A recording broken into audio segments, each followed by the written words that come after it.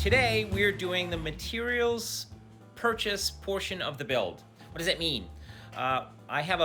We have a build process that we've kind of sort of worked out, and I need to put that build process into action and go get the materials that would make that build possible. So it's sort of a three-part process, and I'll throw this up on the screen so you can see it as well.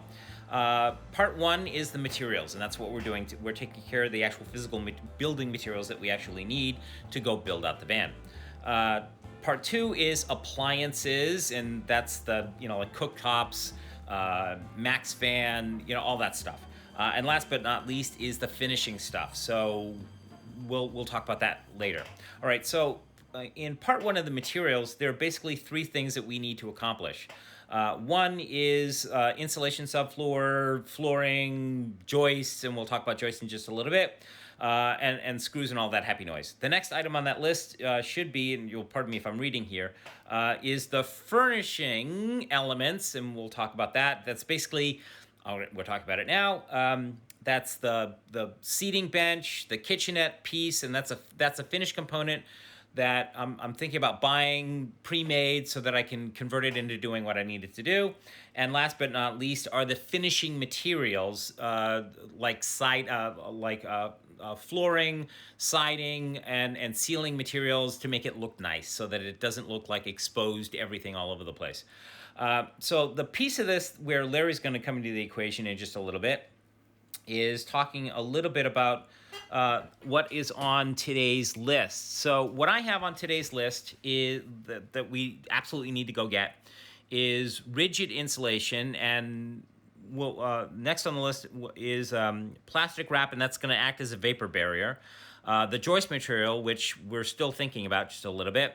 3/8 plywood, a 4x8 sheet, at least one or two sheets of that. Then wall sealing, framing, basic framing materials, and we're thinking about 1/2-inch ply, which we'll cut into strips, and then a whole bunch of screws and whatnot. So the rigid installation piece, I'm going to throw that to Larry. What are you thinking about for rigid insulation, and why?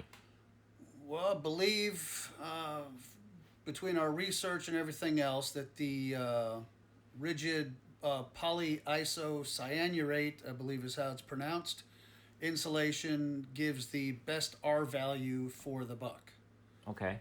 And we're not getting batt insulation at all? I salvaged quite a bit from my place in Texas, so I think we'll have enough to do what we need to do without having to necessarily spend money on it. Okay. And if we, I've got another roll of it here too, I think. So. Okay.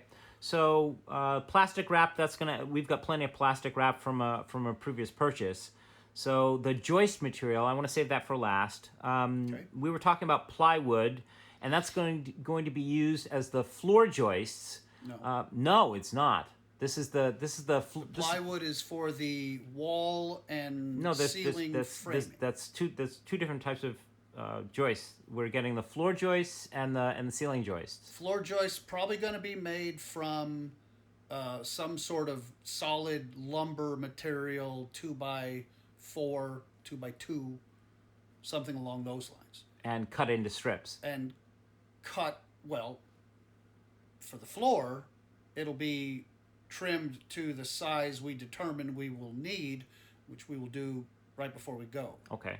So we're going to go out to the van and do a little measurement. Right. Okay. So the plywood is going to be used for right. Okay. The wall and ceiling framing. Okay.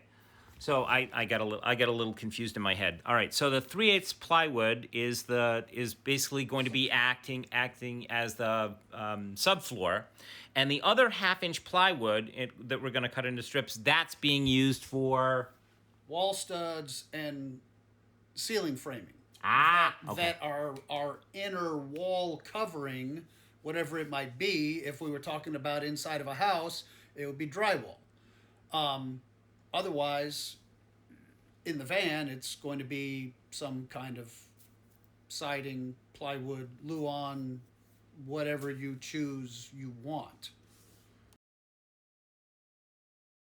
So we're trying to work out how thick we should make our floor joist so that, one, it doesn't take up too much space inside the van.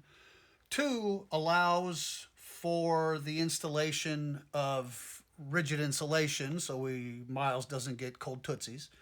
And three, so that we have enough material that we can screw the subfloor into without getting into the steel of the van floor itself.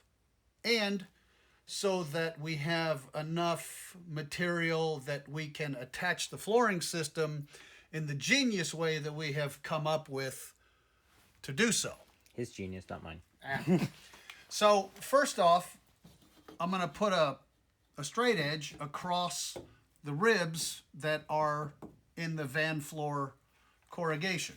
And when I measure down to this kill mat, the sound deadener, which we decided would go under our floor joists, what we end up with is approximately 3/8 of an inch.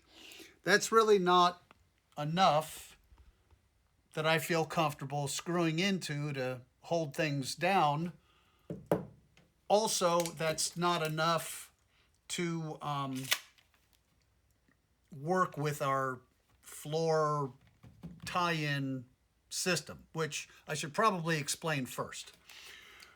Rather than just screwing our floor joists directly into the metal, which Miles tells me will cause squeaks and all sorts of other bad things, what we came up with was a way to use the fastening system that was used to hold the commercial equipment and bulkhead protection to hold down the floor. And so here at the back, where this piece used to actually live, there are holes in the floor that we will take and put a header, if you will, across this way. Same thickness as what we're going to make the floor joist out of, and that'll get screwed into these holes. So that part is going to stay in place.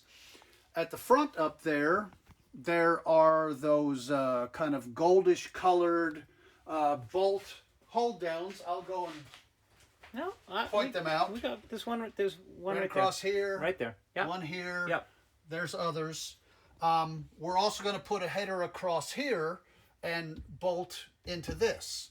Then, using the Craig pocket hole screw system, we will attach our floor joists, which run this way, into the piece of wood that's running crossways.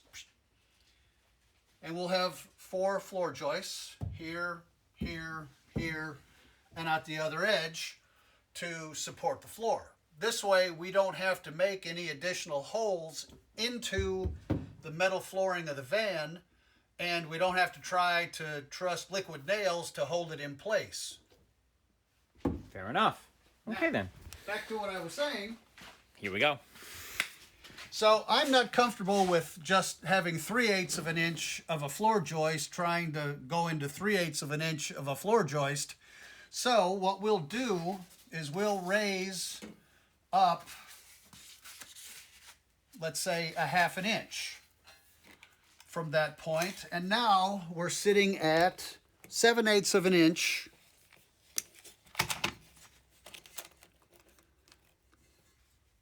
Okay. About 7/8, 7/8, almost an inch. yeah. So if we make, let's call it a 1-inch floor joist, what we'll end up with then is, let's put the floor joists here, and we'll set this across this way. Now, at that point, what we can do is put in 1/2 inch rigid insulation that'll sit on top of these ridges. Then that'll go between the floor joists and give us some insulation. The floor joist sitting on the kill mat gives us a little bit of a break. A thermal break. Yeah. Thank you. The word just didn't want to be there. And then once we have our rigid insulation between, we'll take another piece of rigid insulation and go on top of the floor joist, and then our subfloor can go on top of that. All screwed into this floor joist, which is also screwed into these headers at each end, which are secured to the floor. It's kind of a combination floating but not floating floor system. That's the genius that he came up with. All right, so I hope you understood all of that. As I'm going along, I will refer back to his explanation a little bit, but those are the materials basically we're going shopping for today. So next thing is let's go shopping. Yay!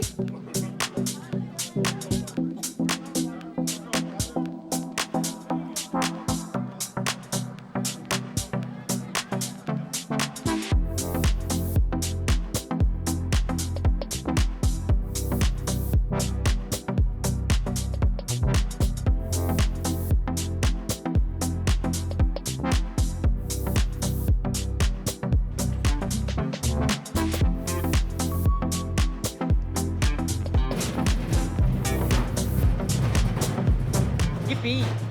Home Depot shopping. Cool beans.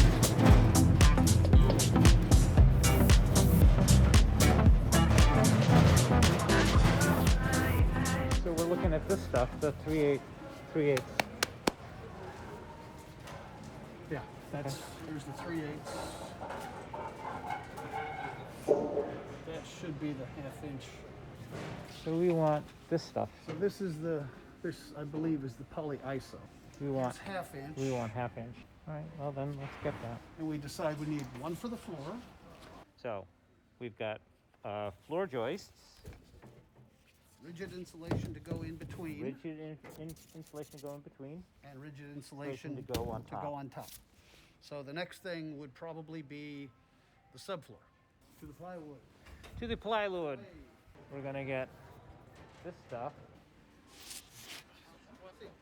Rather than 1/2 inch plywood for the framing, right? The wall and ceiling framing, what we can do is cut strips out of this 3/8, okay?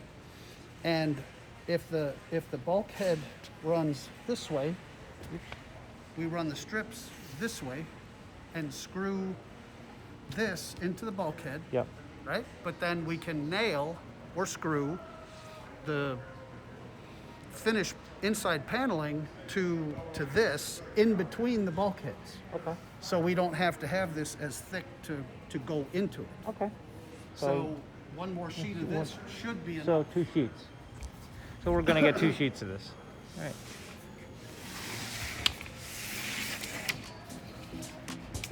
Next, we've got our insulation. We've got our floor joists. What do we need? Insulation, subfloor. Right. Okay. This is the subfloor.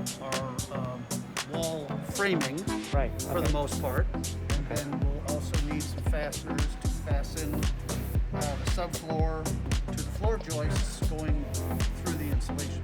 All right. Let's go get some fasteners.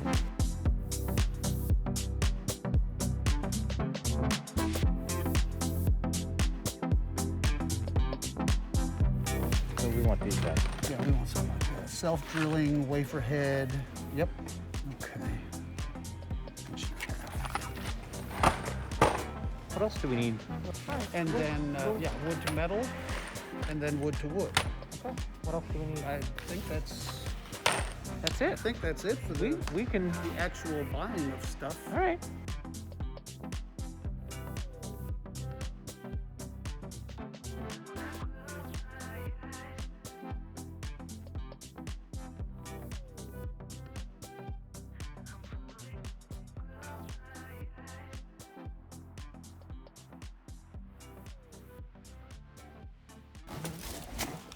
Home from Home Depot with a prize. Ta-da! Supplies. That's gonna sit there for a couple of days while we move some equipment into place so that I can work on it. And to make a long story short, Larry has to show Mr. Miles how to operate said equipment so that I can actually install some of that stuff. Mostly the woodworking stuff. The installation stuff is what's going to happen next in the next episode. Wow, you know, I just can't even wrap my mind around it. In a little less than a month, probably just about that, I will have a home. Wow, I can't even wrap my mind around it. That's what's coming. I will have a home, I will have a van, and I can leave Missouri. Don't get me wrong, Missouri's kind of cool, but I need to get on the road. I need to get some stuff done. Wow, can't even wrap my mind around it. Just, that's way far out at this point. All right, so I think this is a pretty good place to leave things, don't you? That's enough for today. So, yeah, I'm gonna leave things right here. Let's see. This list right here. Let's see if you, that list right there. Yeah. Those are my list of patrons on Patreon. If you'd like to become one, please select the support option down below that says patreon.com and support give whatever you can. $3, $5, $7, whatever you can. It all helps, it all spends, and probably in about 2 weeks, I'm absolutely desperately gonna need it. So hook a brother up. Or subs and likes, those also work. So remember to hit the like button. Every time that you hit the like button, well, you and a whole bunch of your friends hit the like button. What that tells YouTube is that this video needs to be seen by all of your friends. So hit the like button, and remember to hit the subscribe button and to hit the notifications bell to be updated when I add new content. That's enough for today. Thank you very much to my patrons. Thank you very much to you for watching, and thank you very much for supporting the channel. I greatly appreciate it. That said, have yourselves a fine and amazing day wherever you are, and I look forward to seeing you somewhere on the road. Bye!